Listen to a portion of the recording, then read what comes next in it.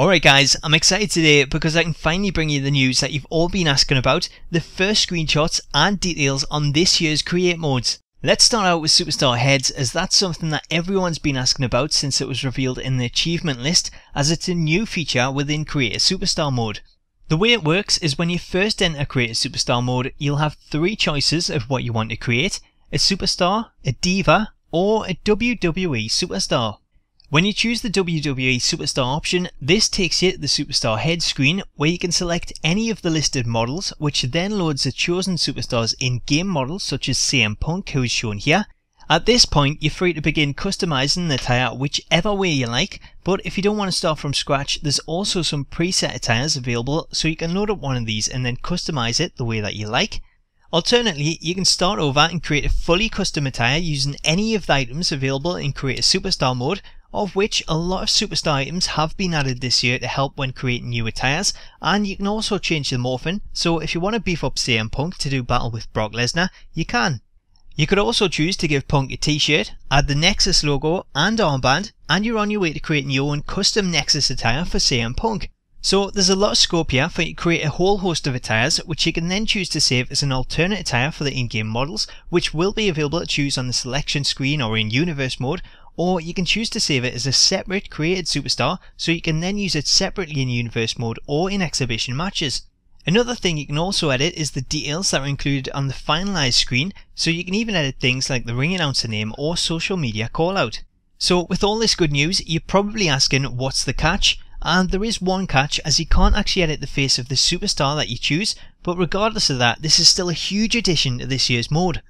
As for which models you use, you won't have the ability to use this feature for everyone on the roster. Instead, you're limited to 14 superstars: Chris Jericho, CM Punk, Daniel Bryan, Edge, John Cena, Kane, Paul Heyman, Randy Orton, Roddy Piper, Shawn Michaels, Stone Cold, The Rock, Triple H and The Undertaker. So, two of those names confirm two additional people for this year's game: Roddy Piper and Paul Heyman. Judging by the models being included in this mode, it appears that they are in the game this year as speculated. We just haven't seen them yet, as Heyman is likely included as a manager and Piper could be in as part of WrestleMania mode, perhaps in a backstage interview segment or even Piper's pit. But having models available for both of these should mean that we should be able to save them as created superstars, which would then mean we could give them movesets and use them in matches.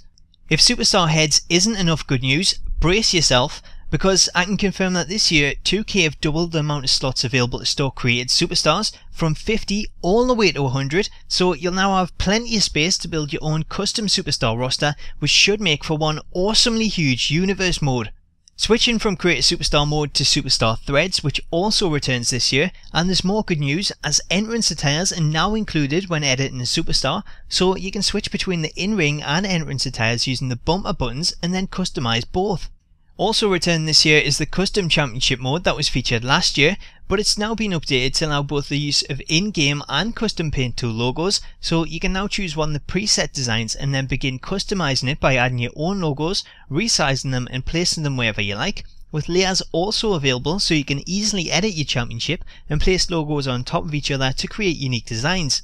On the subject of logos, new designs have been added specifically for the Custom Championship mode that feature plate designs with engraving effects, and unlike last year, which seen certain modes such as Create an Arena have different logos available that weren't available in Create a Superstar, this year all the logos are now available to use across the entire creation suite. What this also means is that you can now select the WWE Championship preset design and then customize the side plates to create custom championships for each superstar, just like the real thing, so you can create a custom Daniel Bryan version of the WWE Championship with yes and no plates on the side, or even a Randy Orton version with the Viper plates.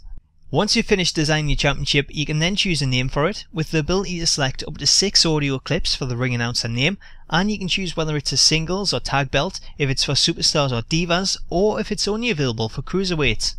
Once you're done, you can then use your belt in universe mode, exhibition, or even the new Gold Rush tournament. Finally, I can also confirm that all the create modes from last year return and have updates, so those worried about Story Designer being removed, you don't need to worry anymore, as it will be included in 2K14, as will Create a Special move in all the other creation modes. So there's plenty to get excited about. I can't wait to try out Superstar heads and create some custom attires. And then of course there's that huge news that we'll have 100 creation slots in Create a Superstar this year. So it's all coming together nicely. But if you want to see more, including Creating Arena, then WWE Games are holding a live stream on Twitch later today at 12 PM PT, which is 8 PM here in the UK. So make sure to check that out for more, and I'll feature a recap of all the details announced on the stream once it's finished, so make sure to check back here for that, and let me know what you think of this year's additions in the comments. Thanks for taking the time to watch the video, and I'll catch you later today for more on this year's Create modes.